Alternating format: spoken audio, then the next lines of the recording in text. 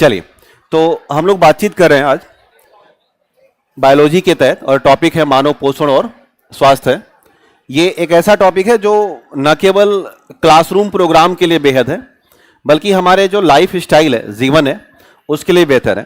तो हम दोनों मुद्दों पर ध्यान रखेंगे, यानी कि आप अपना अच्छा सा नोट्स भी बना लें और जीवन के वो तमाम मामले भी सीखते चलें जहाँ से हमारा स्वास्थ्य बेहतर होता है।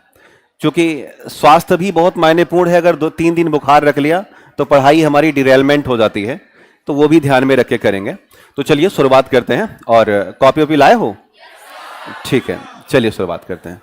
तो लिखिएगा अपनी कॉपी में हेडिंग मानव पोषण और स्वास्थ्य। लिखिएगा मानव पोषण और स्वास्थ्य। ह्यूमन न्यूट्रिशन और हेल्थ, हेल्थ एंड न्यूट्रिशन। तो यहां से शुरुआत कर लेते हैं। मान के चलना कि 2-4 सवाल यहां से मिल जाएगा आपको, कारण कि ये बड़े सदाबहार टाइप की चीजें होती हैं। तो इसमें जो पहला जो टॉपिक है वो है सजीव और उसकी विशेषताएं तथा सजीवों का पोषण कैसे होता है। तो अपनी नीचे कॉपी में लिखिएगा हेडिंग सजीव और उसकी विशेषताएं तथा सजीव का पोषण। लिखिएगा हेडिंग सजीव और उसकी विशेषताएं तथा सजीवों में पोषण। यहां से शुरुआत करते हैं हम लोग। लिखिएगा हेडिंग सजीव, उसकी विशेषताएं तथा सजीवों में पोषण। तो काफी शानदार होगा और हम लोग देखते हैं, समझते हैं।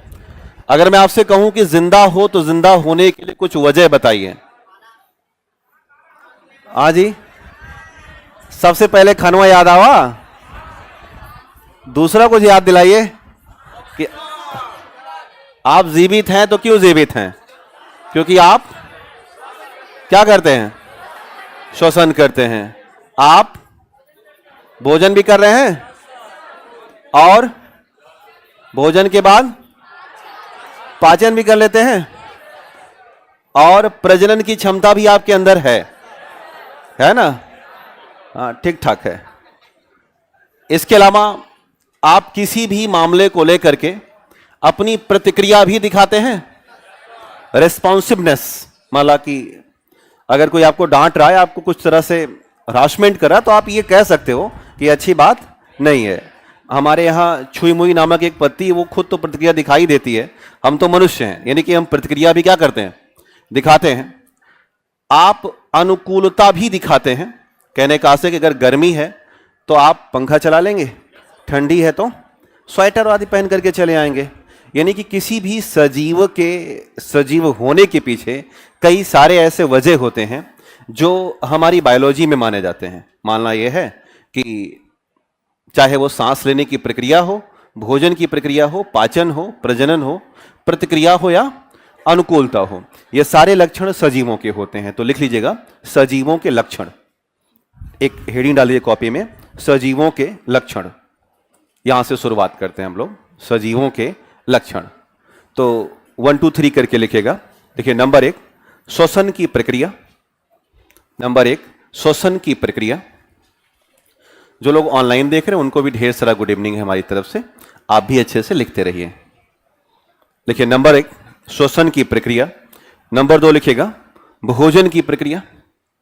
भोजन की प्रक्रिया। नंबर 2 भोजन की प्रक्रिया। और भोजन के ठीक बगल लिखिएगा पोषण और स्वास्थ्य। भोजन के ठीक बगल डाल दीजिएगा कि पोषण होता है और इससे हमारा स्वास्थ्य बेहतर होता है। पोषण और स्वास्थ्य। लिखिएगा भोजन की प्रक्रिया और ब्रैकेट डाल दीजिएगा पोषण और स्वास्थ्य। तीसरा डाल दीजिएगा पाचन की प्रक्रिया, डाइजेशन। तीसरा डाल दीजिएगा पाचन की प्रक्रिया या डाइजेशन। पाचन की प्रक्रिया या डाइजेशन। और 4 नंबर लिखेगा प्रजनन या रिप्रोडक्शन। प्रजनन या रिप्रोडक्शन। प्रजनन या रिप्रोडक्शन।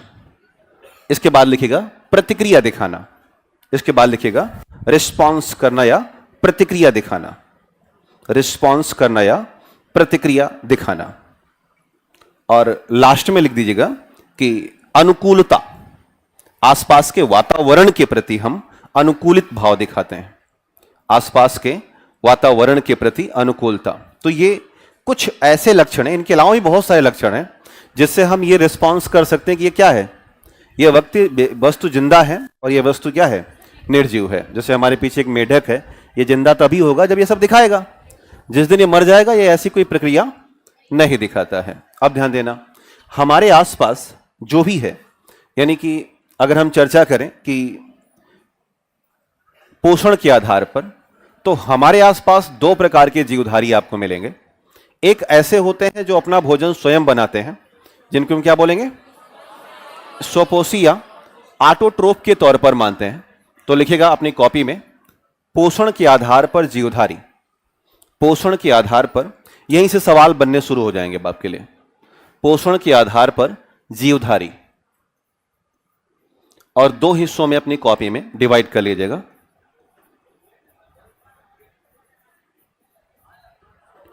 लिखिए नंबर 1 स्वपोषी, लिखिए नंबर 1 स्वपोषी, और नंबर 2 हिस्सा बांट लीजिएगा परपोषी या हेट्रोट्रोफ। तो दो तरह के हमें मिलेंगे जीवधारी, स्वपोषी और परपोषी। अब यहां से ध्यान देना, अलग से हेडिंग डाल दीजिए कॉपी में, स्वपोषी या ऑटोट्रोफ, अलग से हेडिंग डालिएगा, स्वपोषी या ऑटोट्रोफ।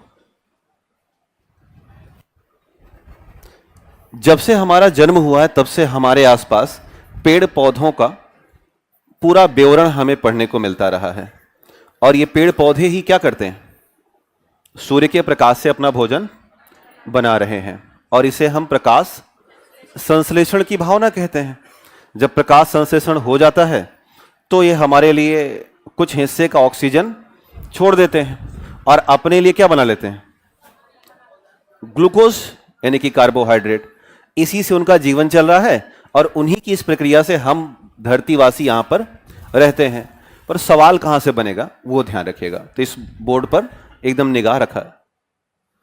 जब हम प्रकाश संश्लेषण की भावना देख रहे होते हैं तो पहला आपसे यह शब्द आएगा कि वास्तव में प्रकाश संश्लेषण ही एक ऐसी व्यवस्था है जो स्वपोषण को दर्शाती है, यानी कि खुद के आधार पर भोजन बनाने की प्रक्रिया। और यहां पर क्या होगा, ऐसी स्थिति में हम जो सौर ऊर्जा है यानी कि सूर्य की ऊर्जा है, इसे परिवर्तित करते हैं रासायनिक, किस ऊर्जा में, रासायनिक ऊर्जा में बदल देते हैं, और इसी रासायनिक ऊर्जा का इस्तेमाल करके पेड़ पौधे अपना भोजन बनाते हैं, अपना जीवन चला रहे होते हैं। तो पहला एक सवाल आएगा कि स्वपोषी प्रक्रिया में सौर ऊर्जा का परिवर्तन किसमें हुआ, रासायनिक। तो यहीं से शुरुआत कर दीजिएगा, लिखिएगा स्वपोषी भोजन बनाने की प्रक्रिया, स्वपोषी भोजन बनाने की प्रक्रिया, स्वपोषी भोजन बनाने की प्रक्रिया। हाँ, उसी के नीचे लिखना शुरू करिएगा, स्वपोषी भोजन बनाने की प्रक्रिया, स्वपोषी भोजन बनाने की प्रक्रिया सौर ऊर्जा को रासायनिक ऊर्जा में बदलती है, सौर ऊर्जा को रासायनिक ऊर्जा में बदलती है, सौर ऊर्जा को रासायनिक ऊर्जा में बदलती है, सौर ऊर्जा को रासायनिक ऊर्जा में बदलती है, सौर ऊर्जा को रासायनिक ऊर्जा में बदलती है। दूसरा पॉइंट उसी में डालिएगा, लिखिए पेड़ पौधे, पेड़ पौधे पृथ्वी पर प्राथमिक उत्पादक होते हैं, पेड़ पौधे पृथ्वी पर प्राथमिक उत्पादक होते हैं, पेड़ पौधे पृथ्वी पर प्राथमिक उत्पादक होते हैं। यह बहुत बार सवाल पूछा गया है कि प्राइमरी प्रोड्यूसर कौन होगा, पेड़ पौधे। पेड़ पौधे पृथ्वी पर प्राथमिक उत्पादक होते हैं तथा वायुमंडल की कार्बन डाइऑक्साइड, वायुमंडल की कार्बन डाइऑक्साइड प्लस मृदा से प्राप्त जल, प्लस मृदा से प्राप्त जल के द्वारा, वायुमंडल से प्राप्त कार्बन डाइऑक्साइड प्लस मृदा से प्राप्त जल के द्वारा ग्लूकोज का निर्माण करते हैं। मृदा से प्राप्त जल के द्वारा ग्लूकोज का निर्माण करते हैं और सह उत्पाद के रूप में ग्लूकोज का निर्माण करते हैं और सह उत्पाद के रूप में ऑक्सीजन देते हैं। सह उत्पाद के रूप में ऑक्सीजन देते हैं। सह उत्पाद के रूप में ऑक्सीजन देते हैं। यह बात समझ में आई? फिर से बोर्ड पर ध्यान देना। हमने कहा कि ये कहां से मिला हमें? वायुमंडल से। पानी कहां से मिला? मृदा से, मिट्टी से। अब हमें रिजल्ट में क्या मिला? ग्लूकोज। और बाई प्रोडक्ट क्या मिला? ऑक्सीजन। तो ये जो प्रक्रिया कहलाई क्या कहलाई? प्रकाश संश्लेषण। मतलब एक मोटा मोटा जो एक सामान्य अभ्यर्थी है, इतना ही जाने तो पर्याप्त है। आपने लिखा कि हमने वायुमंडल से कार्बन डाइऑक्साइड प्राप्त किया, मिट्टी से क्या प्राप्त किया? पानी। हमें क्या मिला? ग्लूकोज। और अंत में क्या मिला हमें? ऑक्सीजन। अब यहां पर बहुत ध्यान से समझना कि सवाल कहां से बनेगा। देखो, मेन काम क्या है कि आप क्वेश्चन हिट कर पाओ। यह आवश्यक नहीं है कि आप लिखो, नोट्स बना के निकल लो। यहां से जो सवाल बने हैं अभी तक, उनको ध्यान रखना। यहां से यह प्रश्न बना कि हमने कहा कि हम कार्बन डाइऑक्साइड कहां से ले रहे हैं? वायुमंडल से। अच्छा, ये जो वायुमंडल से कार्बन डाइऑक्साइड मिला, इसको दे कौन रहा है बताओ? मानव कि पेड़ पौधे कि दोनों? ध्यान देना, ये जो वायुमंडल का कार्बन डाइऑक्साइड है, इसको देने के पीछे एनिमल और प्लांट दोनों का हाथ है। किसका? एनिमल प्लस प्लांट दोनों का हाथ है। तो इस बात को ध्यान रखिए। सवाल आ सकता है कि पौधे प्रकाश संश्लेषण के दौरान जो कार्बन डाइऑक्साइड इस्तेमाल करते हैं वह मिलती है ऑप्शन ए पशुओं से, ऑप्शन बी मानव से, ऑप्शन बी पेड़ पौधों से। आपका दिमाग नहीं जाएगा पेड़ पौधों पर। क्यों? क्योंकि आपको यह बता दिया गया है कि पेड़ पौधे तो ऑक्सीजन देते हैं और CO2 लेते हैं। जबकि ध्यान रखना बहुत ध्यान से कि जब दो शब्द होता है, एक शब्द होता है श्वसन और एक शब्द होता है प्रकाश संश्लेषण। बस ध्यान से समझते रहना। जो प्रकाश संश्लेषण की कहानी है, यह है भैया भोजन बनाने की। क्या है? अच्छा, हमारे यहां 24 घंटे भोजन बनता है भाई? सुबह बनेगा, शाम बनेगा। वैसे पेड़ पौधों की कहानी है, जब तक सूरज चांद रहेगा तब तक भोजन बनता रहेगा, और जब रात में अंधेरा हुआ तो भोजन बनना। लेकिन सोचो कि क्या सांस लेना पौधे बंद कर सकते हैं? भाई मर जाएगा ना पौधा। अगर सांस लेना बंद कर दिया तो मर जाएगा। इसलिए ध्यान देना, सांस लेना 24 घंटे का मामला है ना, लेकिन भोजन बनाना लगभग 12 घंटे का। यही तो कहानी है। जब तक सूरज रहेगा 12 घंटा तो भोजन बनेगा, लेकिन सांस हमेशा लेंगे। अब बहुत मामला क्लियर करना है। एनसीईआरटी ये कह रही है कि जब पौधे सांस लेते हैं, ध्यान देना, जब प्लांट श्वसन कर रहे होते हैं तो बिल्कुल ह्यूमन की तरह श्वसन करते हैं। किसकी तरह? ह्यूमन की तरह। यानी ऐसी स्थिति में ये CO2 बाहर निकालते हैं और O2 क्या करते हैं? अंदर लेते हैं। बहुत क्लियर बात समझना कि पौधे बिल्कुल मानव की तरह सांस लेते हैं, CO2 बाहर निकालेंगे और O2। इसीलिए कहते हैं रात को पेड़ पौधों के नीचे सोना नहीं चाहिए। क्लियर है? बीपीएससी सवाल पूछा है, रात को सोना नहीं चाहिए। क्लियर हुआ ना? तो अब जो CO2 आपको मिला, वो CO2 कहां से मिला? प्लांट से भी मिला और एनिमल से। बात क्लियर? आगे बढ़ते हैं। अब हमने कहा कि प्लस में हमें क्या मिला? पानी। क्या मिला? अब ये पानी कहां से मिला? मिल गया मिट्टी से। कहां से मिल गया? मिट्टी से। क्लियर? ये दोनों बातें समझ में आई?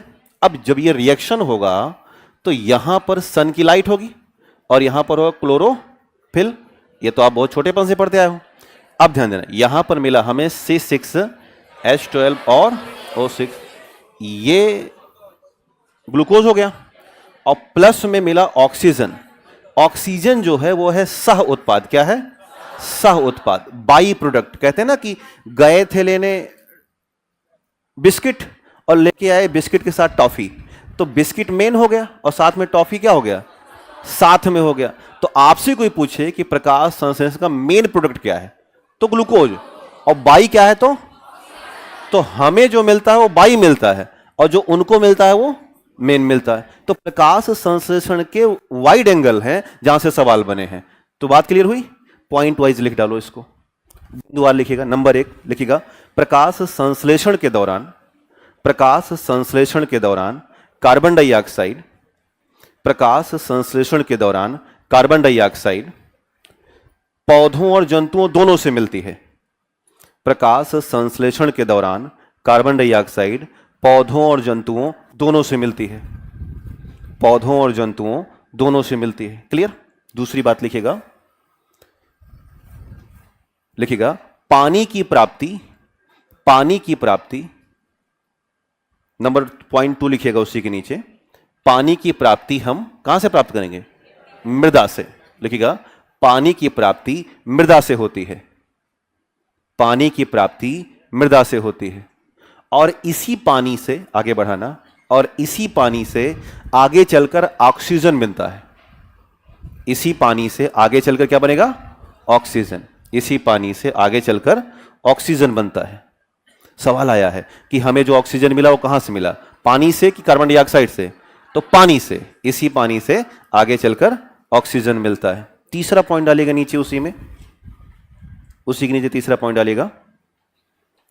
लिखिए पौधे भोजन बनाने के लिए, पौधे भोजन बनाने के लिए, पौधे भोजन बनाने के लिए क्लोरोफिल, क्लोरोफिल और प्रकाश, क्लोरोफिल और प्रकाश दोनों का उपयोग करते हैं।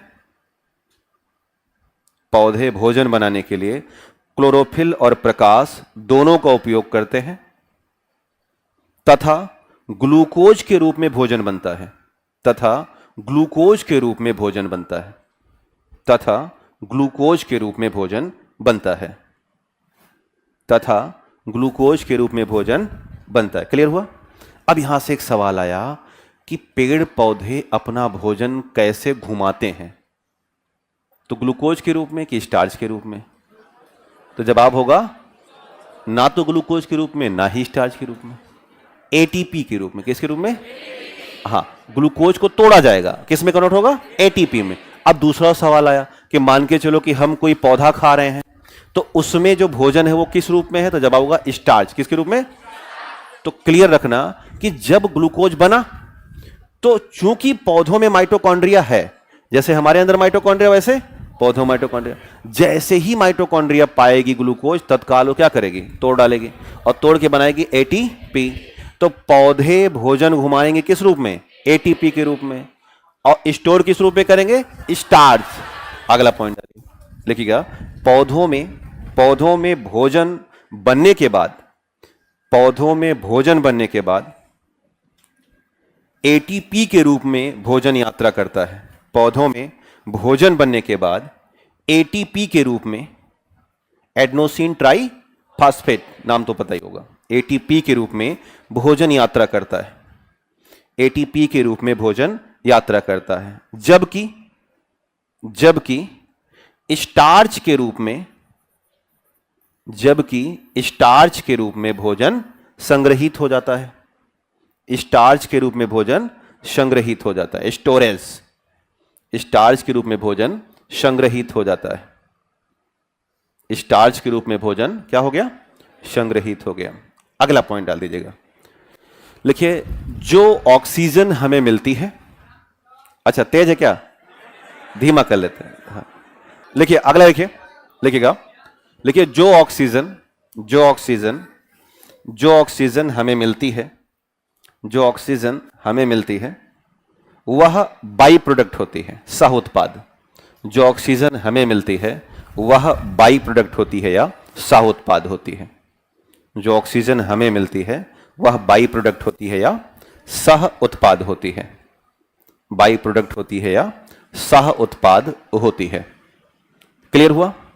अब ध्यान देना, प्रकाश संश्लेषण से जुड़ा इससे बाहर का सवाल अब नहीं पूछेंगे, वो इतना ही पूछते हैं जितना मैंने आपको लिखा दिया।